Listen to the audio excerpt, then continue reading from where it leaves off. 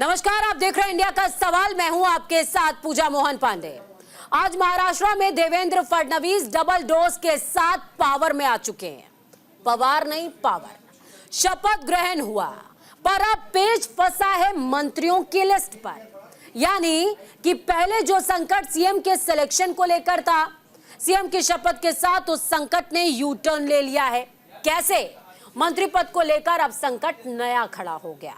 इधर देवेंद्र फडणवीस का शपथ ग्रहण समारोह हुआ, उधर शिंदे के लिए अग्निपथ तैयार हो गया।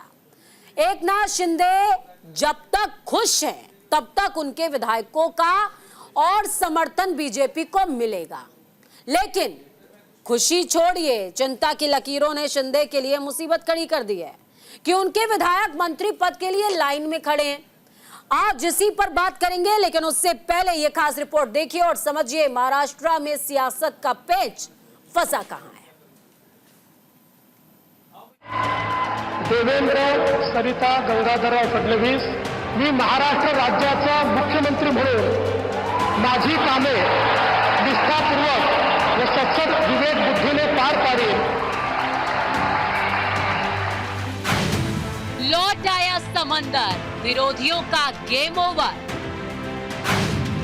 आज फडणवीस बने मुख्यमंत्री, शिंदे अजीत डिप्टी। शिंदे के सामने संकट, किस किस को देंगे मंत्री पद। महाराष्ट्र में नए चाणक्य का उदय, देवेंद्र इज बैक। ढीले पड़े शिंदे के तेवर, किस किस का प्रेशर। सत्ता संघर्ष और सियासत से गुजरे तो कुर्सी का दामन पकड़ लिया। फडणवीस मुख्यमंत्री बने और शिंदे को मंत्रियों ने जकड़ लिया। महाराष्ट्र की सियासत कुछ ऐसी है कि कहीं से टूटे तो कहीं जुड़े, और जैसे जुड़े उससे टूटे तो टूट जाएंगे। उद्धव गुट से अलग हुए एकनाथ शिंदे ने सत्ता का सफर तय किया। मंत्रियों का साथ मिला, महाराष्ट्र की कुर्सी और ताज मिला, जीत भी मिली और विश्वास भी मिला। लेकिन फिर दोबारा विधानसभा चुनाव हुए और गेम हो गया। सब्र का घूंट पिए देवेंद्र फडणवीस को उनके सब्र का फल मिला और 2024 में महाराष्ट्र की कुर्सी पर फिर कमबैक किया। लेकिन शिंदे सीएम की कुर्सी से उतरे तो उनके विधायकों की नजर उन्हीं पर थी। डिप्टी सीएम का पद पाकर शिंदे ने मन को बहला तो लिया, लेकिन सवाल ये कि मंत्रियों के मन को कैसे बहलाएंगे, मंत्री पद देकर या फिर सब्र देकर। खैर, महाशपथ की इनसाइड स्टोरी समझिए। पॉइंट नंबर 1, शिंदे की तरफ से नहीं आई मंत्रियों की लिस्ट। पॉइंट नंबर 2, अजीत ने भी नहीं दिया मंत्रियों का नाम। पॉइंट नंबर 3, दोनों पार्टियों से साथ साथ मंत्री शपथ लेने वाले थे। पॉइंट नंबर 4, पीएम मोदी की मौजूदगी में शपथ का प्लान था। पॉइंट नंबर 5, अब बाकी मंत्री 12 दिसंबर को शपथ ले सकते हैं। महाशपथ की इनसाइड स्टोरी तो देख ली, अब जरा सोचिए सोचा क्या था और हो क्या गया। इस सीरीज को समझ लीजिए। सोचा था कि पूरे मंत्रिमंडल का शपथ ग्रहण होगा, लेकिन सिर्फ सीएम यानी कि देवेंद्र फडणवीस और डिप्टी सीएम यानी कि एकनाथ शिंदे और अजीत पवार का शपथ ग्रहण हुआ। इस पूरे कार्यक्रम में मतभेद छिपाने की पूरी कोशिश नजर आ रही है। एकनाथ शिंदे का ईगो साइड में दिखा और अब पूरे मंत्रिमंडल का शपथ ग्रहण 12 दिसंबर को तय। तो समंदर तो आ गया, उसके पहले की आंधी क्या कुछ बचाती है और क्या कुछ तबाह कर देती है, ये आने वाले कुछ दिनों में तय होने वाला है।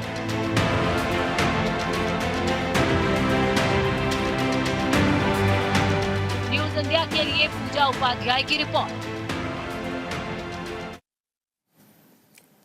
तो देखिए, चर्चा का रुख करें उससे पहले मेहमानों का तारुफ बेहद जरूरी। यश श्रीवास्तव कांग्रेस से प्रवक्ता हैं हमारे साथ में कुंवर अजय सिंह, जेडीयू से प्रवक्ता हमारे साथ में जुड़े हुए हैं, आलोक वत्स जी बीजेपी से जुड़े हुए हैं, हाजी मुकलेश शेख एनसीपी, अजीत पवार गुट, निपुण आलम बयान जी राजनीतिक विश्लेषक हमारे साथ में जुड़े हुए हैं। सभी का स्वागत के साथ सवाल बहुत सारे हैं। शुरुआत हाजी मुकलेश शेख से मैं करूंगी। सर, लिस्ट नहीं आई, क्यों नहीं आ पाई सर? जी पूजा जी, मेरी आवाज आपका बिल्कुल क्रिस्टल क्लियर है सर, बोलिए। आपकी आवाज इतने बहुत ही अच्छा आवाज आपकी है, पूरे हिंदुस्तान में गूंज रही है। बहुत अच्छा बोलती है और एक अच्छा बेटी, अच्छा बहन भी आप है। मैं प्रणाम करता हूँ आपको। बहुत अच्छा मतलब लगता है, आपकी बातों को सुनने में अच्छा लगता है जी। बहुत अच्छे से एंकर करती है आप। पूछिए सवाल, मैं थोड़ा सा मुझे सुनने में नहीं आया। अजीत पवार जी ने मंत्रियों की लिस्ट नहीं दी मुकलेश जी। जी, अभी तो झांकी है, बहुत कुछ बाकी है। अभी तो आज शपथ, मोदी जी का टाइम वेरी इम्पोर्टेंट था। आज मोदी जी का जो टाइम हमें मिला है, ये बहुत बड़ी बात है, क्योंकि मोदी जी बेस्ट है। और जल्दी देवेंद्र जी का शपथ भी हो गया, शिंदे साहब का भी हो गया, अजीत दादा पवार साहब का भी हो गया। रह गई बात महाराष्ट्र की। अब मंत्रियों को जो जल्दी है नहीं, जब उनका कैप्टन जो है देवेंद्र जी बन चुके सीएम, उनका दिल का अरमान पूरा हो गया। जनता जो उनको चुन के दिए, तो जनता खुश है महाराष्ट्र के। रह गई अजीत दादा पवार साहब की बातें, जो हम तो पहले से कह रहे थे कि हम डिप्टी सीएम बन रहे हैं और डिप्टी सीएम हमें मिला। मंत्री का बताइए सर, मंत्री का इधर उधर मत घुमाइए, मंत्री का बताइए। मंत्री हो जाएगा, सब सारे चीज लिस्ट जो है ऑलरेडी बन चुका है। टाइम समय की कमी होने के कारण जो है आज उसके बारे में अभी 11 तारीख के बाद सब हो जाएगा। ये मैं आपको बताना चाहता हूँ पूजा जी कि 11 तारीख के बाद सारे लोगों को पूरा ऑलरेडी फाइनल कर दिया गया, तीनों की तरफ से। हालांकि शिंदे साहब की संख्या तो हमारे से ज्यादा है और देवेंद्र जी अपने मंत्रियों का लिस्ट अपनी तरफ से बना के रेडी किया होगा और हमारी पार्टी के ऑलरेडी रेडी है, क्योंकि 11 मंत्री हमें देने की बात किया है, कोई ज्यादा तो है नहीं। और हमें सीट भी उस टाइम जो दिया था तो उस हिसाब से हम चुन के बहुत अच्छा है, और देता तो और चुन के आते थे। तो वो उस हिसाब से तो हमारा तो बिल्कुल हम खुशहाल है और जनता ठीक है आप खुशहाल हैं। आलोक वत्स जी से मैं जान लेती हूँ। चुन के इस जगह बिठाया, अजीत पवार को डिप्टी सीएम बनने का मौका दिया है। वत्स जी, देवेंद्र फडणवीस मुख्यमंत्री बन गए, लेकिन लास्ट मिनट तक ये खबर आती रही, जिस पर 2 बार तो लाइव मैंने ही लिया बुलेटिन के दौरान। हमारे संवाददाता सहयोगी ग्राउंड पर एक्टिव थे। कभी कह रहे हैं शिंदे जी शपथ ले रहे हैं, कभी कह रहे हैं शिंदे जी शपथ नहीं ले रहे हैं, यानी कि डिप्टी सीएम ही नहीं साध पा रहे हैं, मंत्री क्या खाक साध पाते हैं? देखिए, जब इन चीजों में थोड़ी देरी होती है पूजा मोहन जी, कितनी देरी सर? 11 दिन तो बीत गए थे सीएम के नाम को लेकर, अब और कितनी देरी की बात आप कर रहे हैं? मैंने कहा ना, तो क्या ना सबका, अब तो कोई दिक्कत नहीं है। जो डिले हुआ उसमें अटकलों का और बाजार गर्म। कोई शिंदे जी को बना रहा था, कोई कह रहा था कोई नया चेहरा आ सकता है। भारतीय जनता पार्टी सरप्राइज देने के लिए जानी जाती है, लेकिन अंतोगत्वा सारी चीजें सही ढंग से हो गई। हमारी ज्यादा मेजोरिटी तो हमें इस बार चाहिए था, हमें मिला है। और दोनों हमारे सहयोगी कद्दावर लोग हैं, ने भी उप मुख्यमंत्री की शपथ ले ली है। 7 के अंदर मंत्रिमंडल का बंटवारा हो जाएगा। को आगे ले जाने की जो है तो तेजी से चालू हो जाएगी। हम करने वाले लोग हैं, हम करने की बदौलत हम रिपीट होते हैं, किसी की दया पर नहीं रिपीट होते। हम तो अपने काम की बदौलत जनता का आशीर्वाद प्राप्त करते हैं। जहाँ कहीं भी आपने देखा है कि अपवाद एक छोड़ दीजिए झारखंड का, हम हर जगह रिपीट होते जा रहे हैं। और दूसरी पार्टियां से दूरी भी बहुत बड़ी हो जाती है। महाराष्ट्र में कहाँ गठबंधन, कहाँ हम कहावत है, कहाँ भोजू तेल, कहीं है ही नहीं हमारे मुकाबले। गनीमत है इस बार इन्होंने टिकरा नहीं फोड़ा, नहीं तो श्रीवास्तव जी की पार्टी जब हारती है तो हो जाती है, जीतती है तो जनता के साथ। अब ये सब बड़ा क्या है, कांग्रेस या मोहन जी राष्ट्रीय पार्टी तो अब है ही नहीं, वो तो क्षत्रिय पार्टियों के सामने, क्षेत्रीय पार्टियों के सामने जाकर अपना कटोरा लेकर खड़ा हो जाता है। दाता के नाम पर हम भी लड़ ले। क्या क्या अखिलेश जी है उत्तर प्रदेश में? अरे कहाँ यूपी जा रहे हैं सर, अभी तो आज मुंबई का चैप्टर है, आज मुंबई में रहिए ना। कहाँ आप अखिलेश यादव, योगी आदित्यनाथ और कहाँ जयंत चौधरी, कहाँ कौन सा किताब खोल रहे हैं सर? ये वाली किताब पे करेंगे बात, ये वाली किताब पे बात करेंगे। ठीक है। मुंबई के लोगों ने क्या गति की इनकी, आपसे बात नहीं है। ठीक है, इनकी गति की तो इनसे ही पूछ लेते हैं। यश श्रीवास्तव जी क्या कहेंगे सर? लास्ट तक सस्पेंस बना रहा, बहुत सारे कमेंट विपक्ष से आते रहे। देवेंद्र फडणवीस मुख्यमंत्री पद की शपथ ले चुके हैं, सकुशल ले चुके हैं। हालांकि आखिरी मिनट तक लग रहा था कि समुंदर की लहरें कहीं कुछ कर ना बैठे।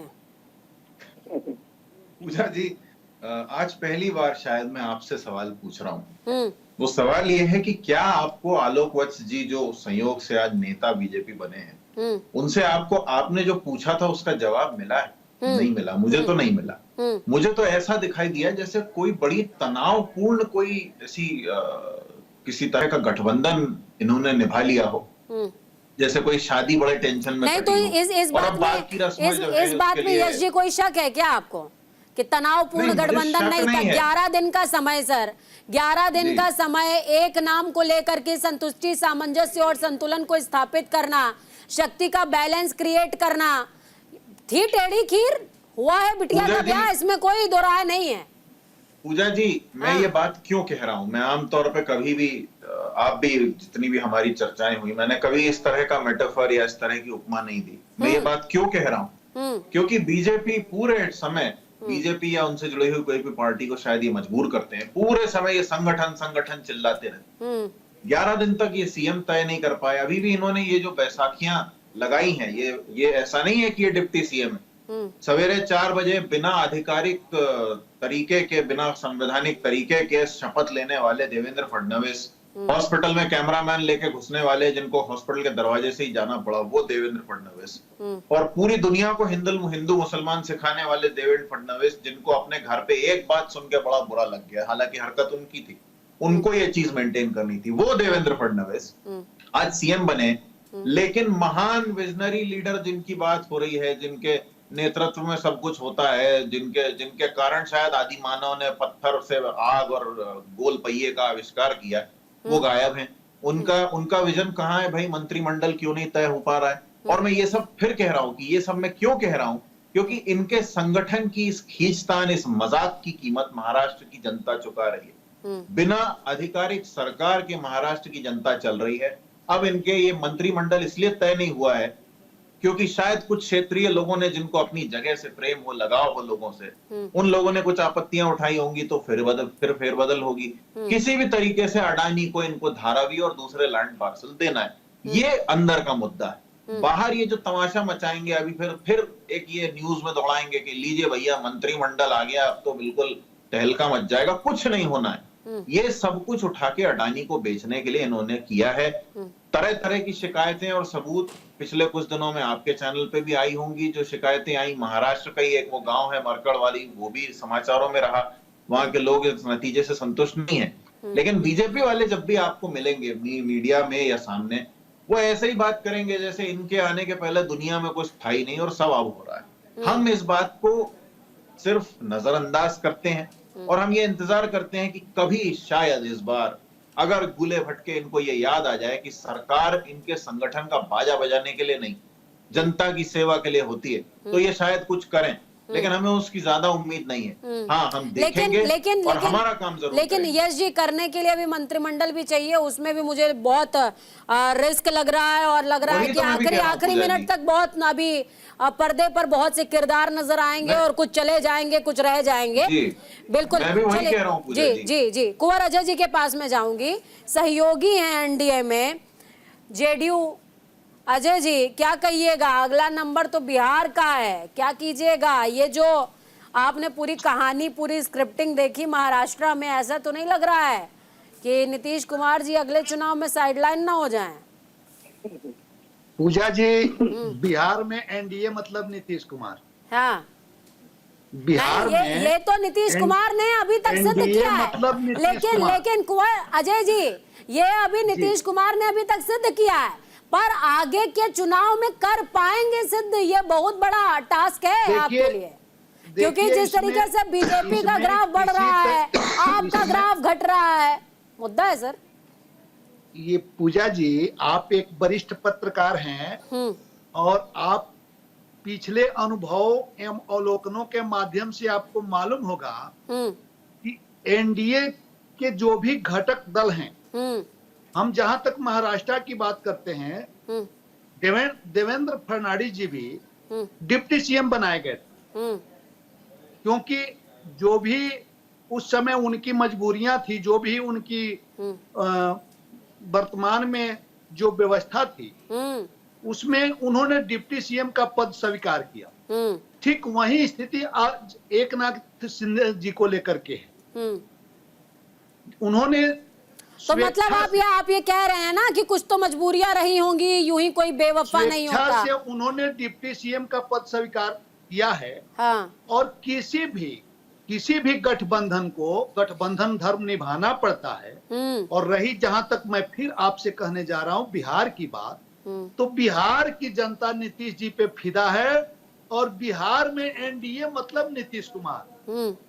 ऑलरेडी नीतीश कुमार ही एनडीए है बिहार में।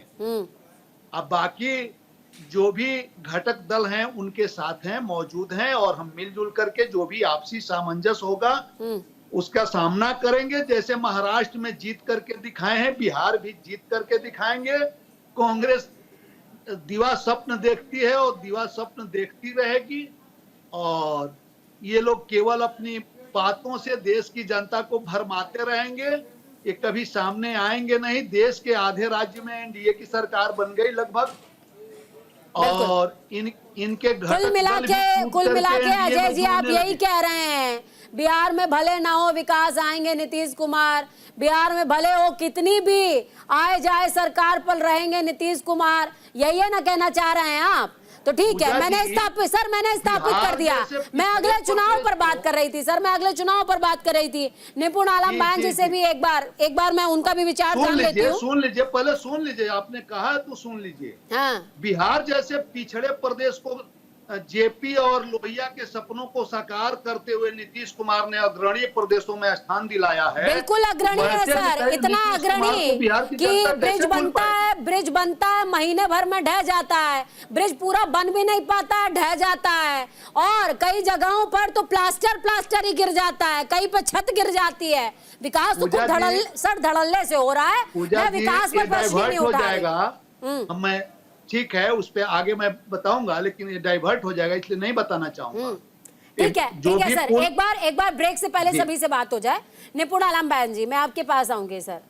चर्चा महाराष्ट्र की है, टारगेट अगला बिहार है, लेकिन महाराष्ट्र की जिस तरीके से सियासी खेल बीते 12-13 दिनों से जारी रहा, इसको क्या कहिएगा? इसको क्या कहा जाए? इसको दबाव की पॉलिटिक्स कहा जाए, इसको बंदर नाच कहा जाए, इसको एक अच्छी स्क्रिप्ट का मंचन कहा जाए, इसको क्या कहा जाए सर? नहीं, देखिए, सारी बातें जो आप कह रही हैं सभी बातें इसमें हो सकती हैं, लेकिन बात क्या था कि इतने दिन लेट होना, ये तो निश्चित रूप से है कि बीजेपी में और जो अन्य दो घटक दल हैं उनमें काफी खींचतान रही है। लेकिन बात यहाँ पर जो मेन बात ये है कि बीजेपी के पास में 133 सीटें प्रेजेंट में है, और देखें कि जो हमारा आपको एक जो बहुमत चाहिए वो 145 आपको चाहिए, यानी कि 13 सीटें कम हैं। अब 13 सीटें कम होने मतलब यानी कि अजीत पवार भी अगर साथ रहते हैं तो शिंदे जी के होने या न होने से प्रभाव तो पड़ेगा नहीं। बिल्कुल। लेकिन आज जिस प्रकार से हमने देखा कि मुख्यमंत्री और दोनों उप मुख्यमंत्री उनको शपथ दिलाई गई और कोई शोर शराबा नहीं। मैं ये कहूंगा कि जो बीजेपी एक हमेशा एक दावा करती रही है कि हमारी पार्टी के अंदर एक अनुशासन है, हमारे संगठन में एक अनुशासन है, उसका एक परिचय दिया। लेकिन एक प्रश्न ये उठा कि मंत्री परिषद का भी अगर हो जाता था में शपथ, तो कहीं ना कहीं बीजेपी को उसको बोलते कि एक रणनीतिक कार्यकुशलता और जो प्रकार से पॉलिटिकल हम देखते हैं कुशलता जो बीजेपी की रहती है, उसका परिचय थोड़ा आज कम देखने को मुझे लगा। लेकिन एक बात है कि मुझे लगता है कि जहां तक यह शपथ ग्रहण समारोह हुआ, ये कहीं ना कहीं उन अटकलों को विराम लगाने के लिए किया गया था, जिसमें ये चल रहा था कि कौन बनेगा, कैसे बनेगा डिप्टी सीएम। तो उन सबको विराम लगाकर बीजेपी ने ये तो साबित कर दिया, ये बोल दिया देखो भैया देवेंद्र फडणवीस जी हमारे सीएम बनेंगे, आप दोनों मुख्यमंत्री बनेंगे। अब मामला क्या है कि जो आपका मंत्री परिषद है, अब मंत्री परिषद में सिंधा जी चाहते हैं गृह मंत्री उनको मिले, जैसा कि अभी तो जानकारी तो हमारे आलोक जी बता पाएंगे कि अंदर से क्या है क्या नहीं है, या हाजी जी बता पाएंगे। लेकिन जो सुनने में आ रहा है बात कि एकनाथ शिंदे जी का मानना ये है कि मुझे गृह मंत्रालय मिलना चाहिए, क्योंकि जब देवेंद्र फडणवीस खुद आपके डिप्टी सीएम थे तो उनको गृह मंत्रालय मिला था। तो कुछ खास मंत्रालयों को लेकर बात चलेगी कि किस किस को मिला जाए, किस किस को दिया जाए। वहां देखना होगा कि बीजेपी कितनी कुशलता के साथ इसको क्या मैनेज करती है। और रही बात देखिए, बहुत बचकाने वाली बातें भी रही कि शिंदे साहब की तबीयत खराब हो गई, वो घर चले गए। ये मुझे थोड़ा जमा नहीं, क्योंकि तबीयत खराब होती तो मुंबई में रहते, मुंबई से गाँव में जाने का मतलब नहीं बैठता है। वो बातें थी, सब चीजें थी, इनकी नाराजगी साफ थी। शिंदे साहब चाहते थे मैं बनूं, वो मराठा कार्ड चाहते थे। बीजेपी का कहना यह था कि जाति वाली पॉलिटिक्स इस बार चुनाव में नहीं चली, हिंदुत्व का मुद्दा रहा है, या फिर लाडली बहन जो योजना थी उसका प्रभाव रहा है। उस नाते शिंदे साहब को, और मैं आज ये भी देख रहा था कि उनको भाऊ कहा जा रहा है कि भाई भाऊ साहब जो है वो क्या है आपका पावर में आ गए, सत्ता में आ गए हैं। तो कहीं ना कहीं वो कास्ट पॉलिटिक्स से दूर हटकर बीजेपी ने कोशिश की है साधने की। लेकिन अभी आगे देखना दिलचस्प होगा कि किस प्रकार मंत्री परिषद में एक कुशलता का परिचय बीजेपी के अंदर देखने को मिलता है, कि कैसे इन दोनों दलों को साथ लेकर चलती है। लेकिन मुझे पूरी उम्मीद है कि जिस प्रकार से आज मैनेज किया गया, देर हुई, कहता ना देर हुई लेकिन बेहतर हुई और अच्छे तरीके से हुआ। आगे ये कि मंत्री परिषद का भी जो निर्माण हो वो भी इसी प्रकार से शांतिपूर्ण तरीके से हो, विलंब भले ही हो, लेकिन जो एक बीजेपी की कार्यशैली है, अनुशासनात्मक तरीका जो है वो मेंटेन रहेगा। मुझे ऐसा लगता है। ठीक है, वो मेंटेन रहेगा इसकी उम्मीद आप जता रहे हैं, लेकिन फिलहाल मेंटेन नजर नहीं आया इसमें। वक्त एक छोटे से ब्रेक का, ब्रेक के उस पार जब वापस आऊंगी तो आलोक वत्स से कुछ अहम बिंदुओं पर चर्चा जरूर करेंगे। ब्रेक के बाद इंडिया के सवाल में एक बार फिर से आप सभी का स्वागत। एक बार बहुत ही रफ्तार के साथ में मेहमानों से एक बार फिर से आपका तारुफ। यश श्रीवास्तव कांग्रेस से, कुंवर अजय सिंह जेडीयू, आलोक वत्स बीजेपी, हाजी मुकलेश शेख एनसीपी, अजीत पवार गुट, निपुण आलम बयान जी राजनीतिक विश्लेषक हमारे साथ में जुड़े हुए हैं। जैसा कि वादा था आलोक वत्स जी के पास वापस आएंगे। आलोक वत्स जी, अब तो निपुण आलम बयान जी ने भी कह दिया कि जिस तरीके की कार्यशैली की उम्मीद थी, और देवेंद्र बाबू जी जिनके लिए फेमस था कि केंद्र में नरेंद्र, मुंबई में देवेंद्र, उनकी भी रणनीति काम नहीं आई सर। आपने इतिश्री तो कर ली कि भैया हाँ शपथ ग्रहण करवा दिया है, लेकिन जिस तरीके से मामला फिट बैठता उस तरीके से हो नहीं पाया सर।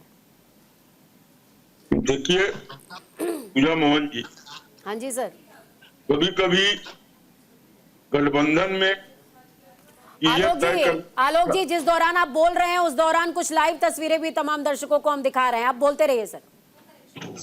ठीक है कि कभी कभी में कुछ चीजों को तय करने में टाइम लग जाता है, और उस डिले को आप पत्रकार को डाल के इस तरीके से पेश करते हैं कि जैसे भयंकर पर्दे के ऐसी कोई बात नहीं है। अभी जो जनता ने जनादेश दिया है वो ठीक कह रहे थे राजनीतिक विश्लेषक की कि किसी के आने जाने कहीं कोई बहुत लंबा चौड़ा फर्क नहीं पड़ने वाला, तो इसलिए चीजें संगठित रहेंगी, एकत्रित रहेंगे। और हम लोगों ने पिछली बार चाहे कोई मुख्यमंत्री रहा हो, कोई मुख्यमंत्री रहा हो, जनता को डिलीवर किया है। वाह सर वाह, मान गए आपको। पहले एकनाथ शिंदे थे, जब तक चुनाव नहीं हुआ था तो शिंदे शिंदे चल रहा था, अब कह रहे हैं कोई मुख्यमंत्री पिछली बार रहा हो। ये तो सर गलत बात है। देखिए हाँ, मैंने क्या कहा, कोई मुख्यमंत्री रहा हो कोई। तो देखिए आलोक जी, इस दौरान जो तस्वीरें हम दिखा रहे हैं उसमें दोनों डिप्टी सीएम एकनाथ शिंदे और अजीत पवार, और साथ में देवेंद्र फडणवीस जी मुख्यमंत्री, मौजूदा समय में सर्वे सर्वा महाराष्ट्र के अंबेडकर जी के प्रतिचिन्ह और साथ में शिवाजी की प्रतिमा के सामने, माफ कीजिएगा, छवि के सामने पुष्पांजलि अर्पित करते नजर आए। और इसके बाद अब वो आगे बढ़ रहे हैं, जा रहे हैं और मेरे ख्याल से थोड़ी देर में मीडिया से भी बातचीत करेंगे। आलोक जी अपनी बात पूरी कीजिए प्लीज। मेरा ये कहना कि गठबंधन में कभी कभी तय करने में टाइम लग जाता है। उसको आप जैसे ढाल देते हैं, तरीके का रहस्य जैसे बड़ा भयंकर के पीछे हो रहा होता, ऐसा कुछ नहीं है। जनता ने जो जनादेश दिया है उसमें सबको साथ रहना मजबूरी है और रहेंगे।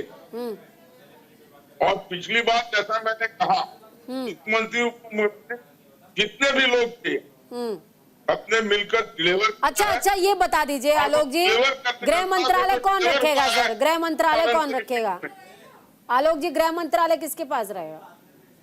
देखिए, ये सब आला कमान का काम है, हम लोग इस पर अटकलें नहीं लगा सकते हैं।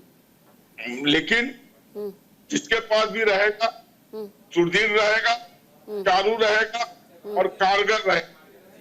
ठीक है, आपकी इस बात से यश श्रीवास्तव कितने सहमत हैं, एक बार मैं उनसे भी पूछ लेती हूँ। यश जी कितने सहमत हैं? हालांकि वो कह नहीं पा रहे हैं गृह मंत्रालय अभी रहेगा किसके पास, क्योंकि बीजेपी की जिस तरीके से कार्यशैली और प्रवृत्ति दोनों मैंने अभी तक समझी है वो यही है कि सत्ता और शक्ति दोनों अपने पास केंद्रित करके वो रखना चाहते हैं। यश जी बोलिए।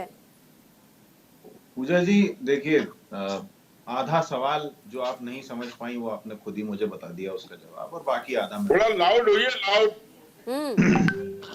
क्या मेरी आवाज आ रही है? आलोक जी सुन पा रहे हैं यश जी को? बहुत धीमी आवाज आ रही है।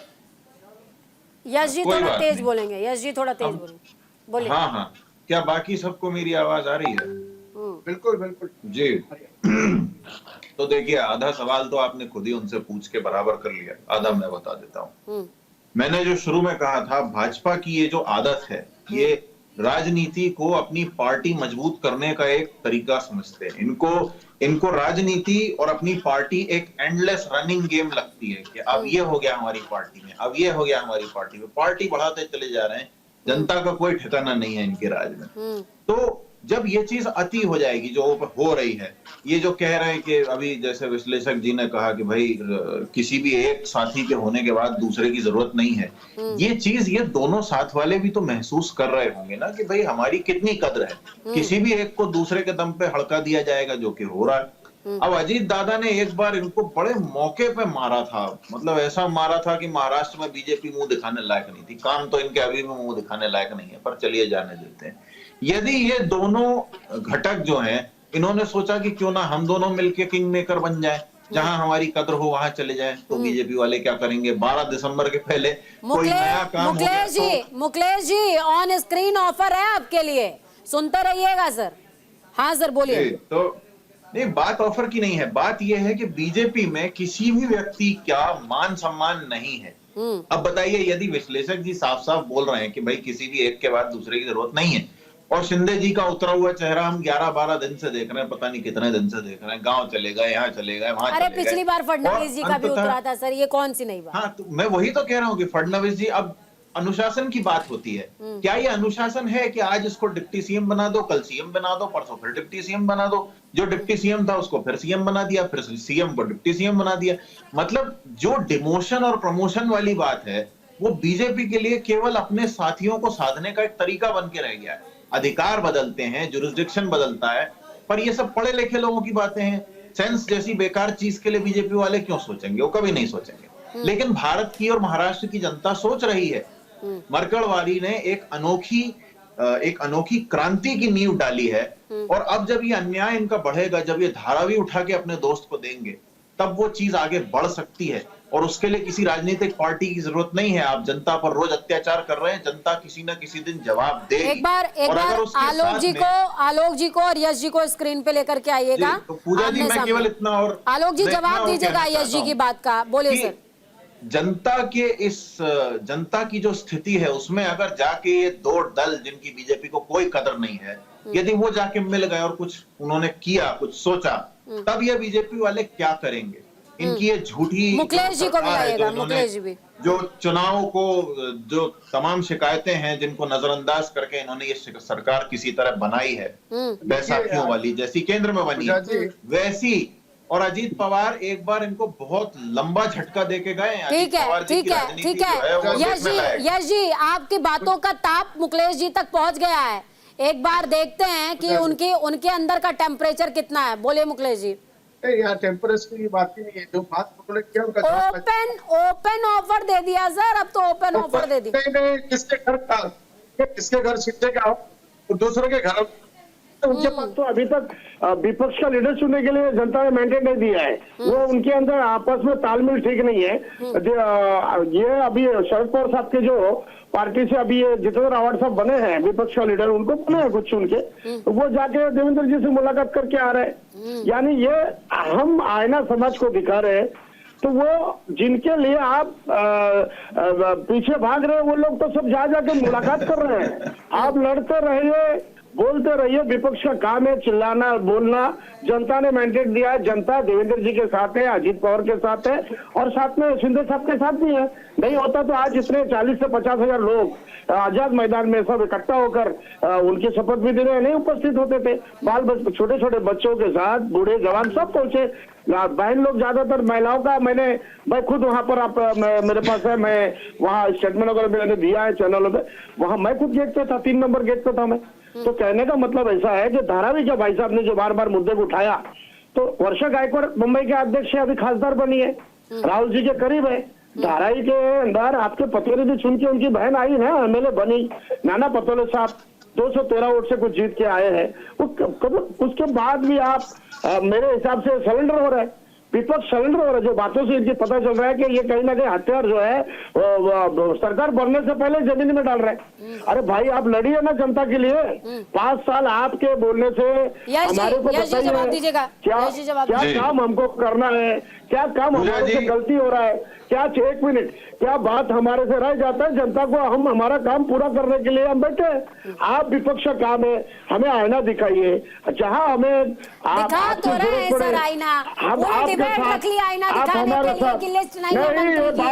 बार बार देखो पूजा जी मेरी बात सुनिए, मुझे बोलने का सबको इन्होंने बार बार एक ही चीज कहा है कि भाई ये लोग धारावी बेच रहे, कहीं और बता रहे मुद्दा क्या है। धारावी कैसे बेच देगा, किसी के बाप का नहीं है। धारावी जनता का है, झुग्गी झोपड़े वालों का है और रहा है रहेगा। और देखिए अजीत दादा पवार साहब ने जो कटेगा तो बटेगा उसमें भी हमने अलग ही गाइडलाइन ली है। हमारी जो अजीत दादा पार्टी पवार साहब की पार्टी है, हम सभी धर्म के लोगों को लेके चलने वाले हमारी पार्टी है, सभी धर्म को मानने वाले सभी धर्म के लोगों ने हमें वोट दिया। मतलब आप कह रहे हैं बीजेपी से अलग लाइन पे आप चलते हैं? देखिए हमारी पार्टी तो हमेशा रही अलग, हमारी पार्टी है, बीजेपी की पार्टी नहीं है। मतलब कभी भी अलग हो सकते हैं? नहीं अलग हो, अरे भाई सम्मान नहीं मिलेगा तो जब आपके साथ मैं कांधे से कमांडा मिलाकर काम कर रहा हूँ। गृह मंत्री की बात गुजरात जी एक 2 मिनट 2 सेकंड लूंगा। गृह मंत्री की बातों को आप कह रहे हैं बार बार पूजा जी। गृह मंत्री मेरे जो गृह मंत्री अगर शिंदे साहब को देता तो अभी तक पिक्चर क्लियर हो जाता। मैं आपके चैनल में उससे पहले भी डिबेट में आपके साथ था, मैंने कहा था देवेंद्र जी सीएम बनेगा। भाजपा वाले का सारा चीज दिल्ली से चलता है। आप कह रहे हैं ना गृह मंत्रालय जो है वो बीजेपी के पास ही रहेगा, यही कह रहे हैं ना सर? 100% मंत्रालय ले लो। अगर यहाँ पर इस डिबेट में अभी शिवसेना का कोई प्रतिनिधि बैठा होगा ना सर, तो यहीं पे आप 2 फाड़ हो जाते हैं। ये मैं तय बता रही हूँ। नहीं मुझे जानकारी है उसके बारे में बता रहा हूँ। यही हो जाते सर, यही हो जाते। 100% गृह मंत्री आप शपथ ग्रहण की बात छोड़ दो सर, यहीं पे हो जाते। अजय जी कुछ कह रहे थे, अजय जी बोलिए सर। ऐसा नहीं है क्योंकि मंत्री पद बना के शिंदे साहब को मंत्री पद बना के हमें भी चाहिए, अजीत पवार को भी चाहिए। सुन लीजिए यही पराकाष्ठा है लोकतंत्र की, यही पराकाष्ठा है। जो डिप्टी सीएम सीएम बनता है और सीएम डिप्टी सीएम बनता है। लेकिन नीतीश कुमार तो हर बार सीएम रहते हैं सर। मित्र नहीं जानेंगे, हाँ ये हमारे कांग्रेस के मित्र नहीं जानेंगे जहाँ पे केवल परिवार ही पार्टी है। नहीं सर, कांग्रेस वाले हो या यहाँ पर बैठे बीजेपी वाले हो, यहाँ बैठे एनसीपी वाले हो, वो आप वाला टेक्निक नहीं जानते हैं सर कि नंबर गेम में कोई भी कितना पे भी रहा है।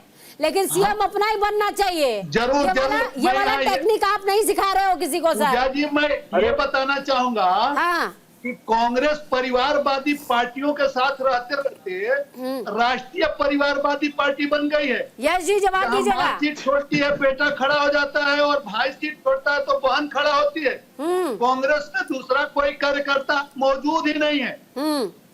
तो कांग्रेस जो है देश स्तर की राष्ट्रीय परिवारवादी पार्टी बन गई है। परिवारवादी पार्टियों के साथ साथ रहते हुए तो इन्हें लोकतंत्र का बोलेंगे, इसलिए अब मैं भाषा मालूम नहीं होगा। ठीक है इमरजेंसी थोपने वाले लोकतंत्र के बारे में क्या जानेंगे। ठीक है सर, कितना इनको भाषा मालूम है एक बार देख लेते हैं। यश जी बताइएगा। जी देखिए, अभी मैंने छोटी सी बात कही, इतनी साधारण सी, और यहाँ पे जो एको आ रहा है, मतलब ये अजीत पवार हाजी साहब जो हैं वो थोड़ा सा गड़बड़ा गए हैं, और जदयू वाले जो महोदय बैठे हुए हैं कुंवर साहब, उनको भविष्य दिखाई दे रहा है, और आलोक वत्स जी की बोलती बंद है, मतलब सबसे ज्यादा टेंशन में है वो। ये मैं आपको दिखा रहा हूँ भविष्य। नहीं, आलोक वत्स जी वो बात कर रहे हैं ना। यश जी, आलोक वत्स जी वैसे भी बहुत चिल मोड में रहते हैं। आलोक जी तो बहुत चिल मोड में हमेशा। मैं आलोक जी के थ्रू मैं बीजेपी कह रहा हूँ। मेरी पूरी बात सुनिए, उसके बाद मैं सुनूंगा सबको। मैं कहना ये चाहता हूँ कि यहाँ दो चीजें साफ दिख रही हैं। एक, बीजेपी को अपनी पार्टी के आगे कुछ नहीं दिखाई दे रहा, ना उनके सहयोगी दल, ना जनता। दूसरी बात जो मैं कह रहा हूं वो कहीं ना कहीं चल रहा है, या आपको हाजी साहब की बातों से भी समझ में आ रहा होगा। भाई ये लोग फालतू थोड़ी बैठे हैं जो इतनी मेहनत किए, अपने चेहरे पे चुनाव लड़े, उसके बाद इनको बोल देंगे कि लो भैया तुम इधर उधर का मंत्रालय पकड़ो, गृह मंत्रालय हमारा, वित्त मंत्रालय हमारा, सब काम के मंत्रालय सब हमारे, तुम बस आराम से बैठो और थोड़ा जो बच जाएगा वो मंत्रालय प्रियंका गांधी को। और रहा कुंवर अजय सिंह साहब का सवाल, तो 5 चुनाव मंत्रालय बच जाएगा नीतीश कुमार जी की राजनीति पर तो मेरे ख्याल से पूरी दुनिया के राजनीतिक विशेषज्ञ फिदा होंगे। मैं नहीं हूं, लेकिन वो लोग जरूर होंगे कि ये कौन सा चमत्कार है ये। तो महाराष्ट्र जो है वो निश्चित रूप से मरकड़वाड़ी के लोगों ने इतिहास रच दिया है। अरे कुंवर साहब रुक जाइए जरा, बीच में मत बोलिए। मरकड़वाड़ी के लोगों ने इतिहास रच दिया है। वहां से एक ऐसी क्रांति शुरू हुई है जो ये झूठ, जुमला और ये तमाम हरकतें जो हैं इसका पर्दाफाश जरूर करेगी। और आलोक जी आप भी कुछ बोल आज से ज्यादा हंसूंगा। आलोक जी कुछ कहेंगे या चुप रह करके लड्डू खाने में ज्यादा मजा आ रहा है? ये पूजा जी, हाँ, सत्ता मिल गई, शक्ति मिल गई, मंत्रालय मिल गया, मंत्रियों की संख्या ज्यादा है, अब क्या चाहिए मैडम? ज्यादा बुलवाओ मत मुझसे। देखिए, हाँ, जहाँ बोलना है वहाँ हम तो बोलते हैं। हाँ, झूठ मूठ का बीजेपी पर चिचियाने से करता है। हाँ, सही बात है।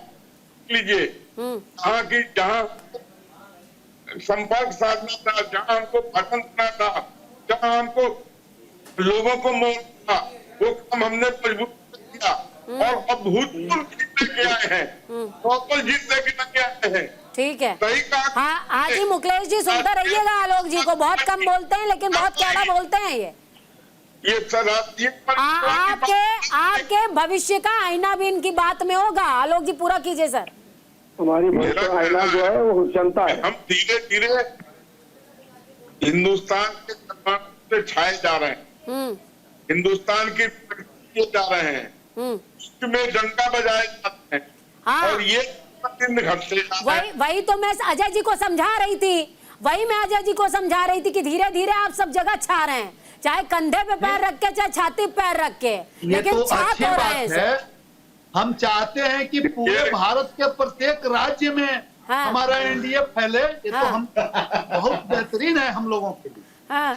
बताइए, पूरे भारत में एक चुनाव में 2-2, 3-3 बार मंत्रिमंडल बन जाएगा तो क्या होगा?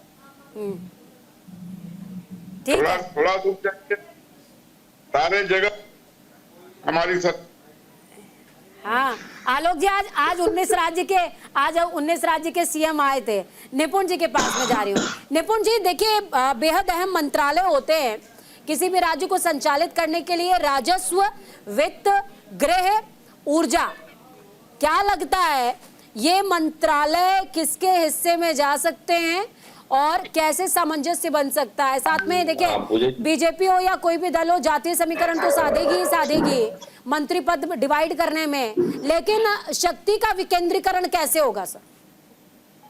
देखिए, शक्ति के विकेंद्रीकरण की बात यह है कि हम बात करते हैं इस बार के जनाधार को, जन मिला है इस बार बीजेपी को, इसमें नो डाउट है।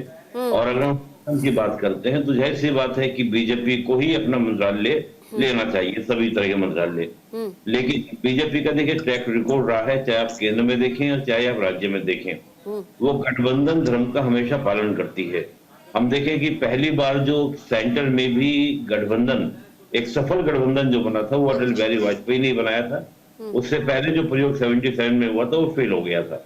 फिर हम देखिए कि उसके बाद यूपीए 1, यूपीए 2 और उसके बाद लेकिन एनडीए 2, एनडीए 3 हमको देखने को मिला। अब एनडीए 4 चल रहा है।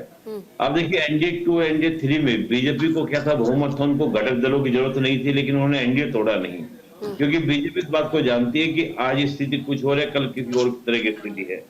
यही बीजेपी 2019 में देखते हैं कि पार्टी उद्धव ठाकरे जब अलग हुए तब एकनाथ शिंदे आपके क्या अलग हुए।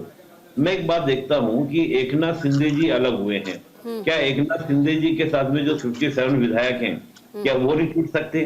क्या अजीत पवार की पार्टी से लोग नहीं छूट सकते? तो उस प्रकार की बातें हम लोग संभावनाओं में जाने की बात करें, लेकिन मैं ये समझता हूं कि बीजेपी को जनाधार मिला है, सबसे ज्यादा स्ट्राइक रेट उनका है, तो निश्चित रूप से उनको मिलना चाहिए। लेकिन ये 2-4 जो मंत्रालय हैं, अब इनके बारे में कोई भी भविष्यवाणी करना, चाहे वो शिवसेना एकनाथ शिंदे जी हों, वो भी चाहेंगे कि हमको, जैसे सुनने में आ रहा है कि एकनाथ शिंदे जी के समर्थक युवा बोले भी हैं कि गृह मंत्रालय तो कम से कम मिलना ही चाहिए शिंदे जी को। अब इसके अलावा अजीत पवार जी भी चाहेंगे चाहे ऊर्जा मंत्रालय हो या वित्त मंत्रालय हो। तो यही मुझे लगता है कि यहाँ पर सामंजस्य बनाना पड़ेगा दोनों ही दलों से। और बीजेपी को मुझे फिर भी लगता है, मुझे पूरी उम्मीद है कि बहुत शांतिपूर्ण तरीके से ये मैनेज कर लिया जाएगा और बहुत शांतिपूर्ण, जिस प्रकार से आज हम शपथ ग्रहण समारोह देख रहे हैं कि खुद शिंदे साहब पीएम मोदी को एक सवाल, बहुत शार्प सवाल है मेरा आपसे। आलम बहन जी, आपने पूरी 12 दिनों के अंदर महाराष्ट्र की सियासत देखी होगी। आपको देवेंद्र फडणवीस के जेस्चर को देख करके और अमित शाह और स्पेशली जेपी नड्डा, ये 3 लोगों का जेस्चर देख करके क्या लग रहा है?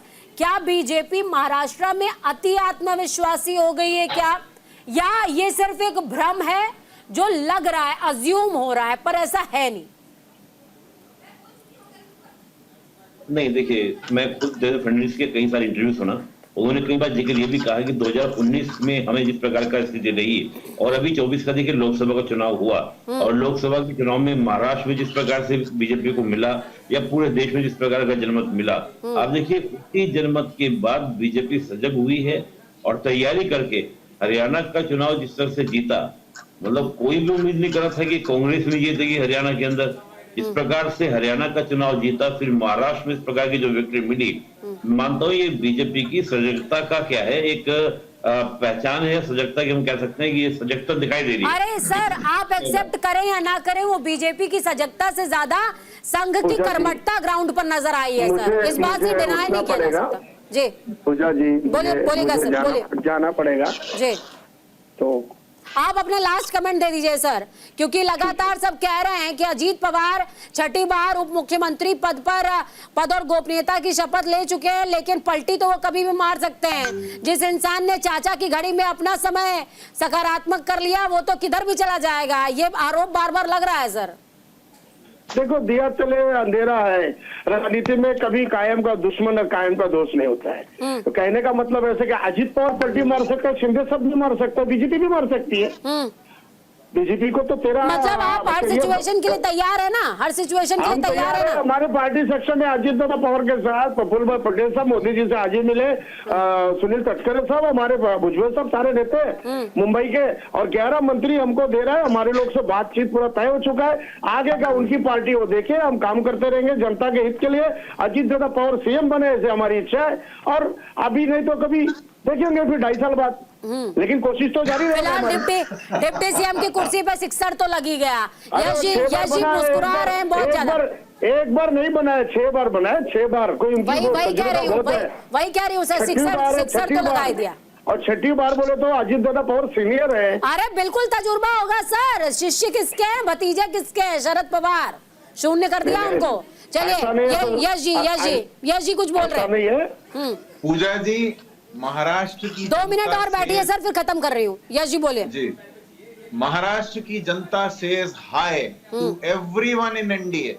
ये हमारे सामने हो रहा है, जो अजीत गुट के नेताजी यहाँ पे बैठ के बोल रहे हैं, हमारे सामने हो रहा है। कुंवर जी की घबराहट अपने भविष्य को लेके हमारे सामने दिख रही है। और मैं बार बार कह रहा हूँ, महाराष्ट्र की जनता, मरकड़वाड़ी की जनता, महाराष्ट्र के सारे लोग, धारावी के लोग हमें इतिहास में एक नया चैप्टर, एक नया पन्ना जोड़ के दिखाएंगे।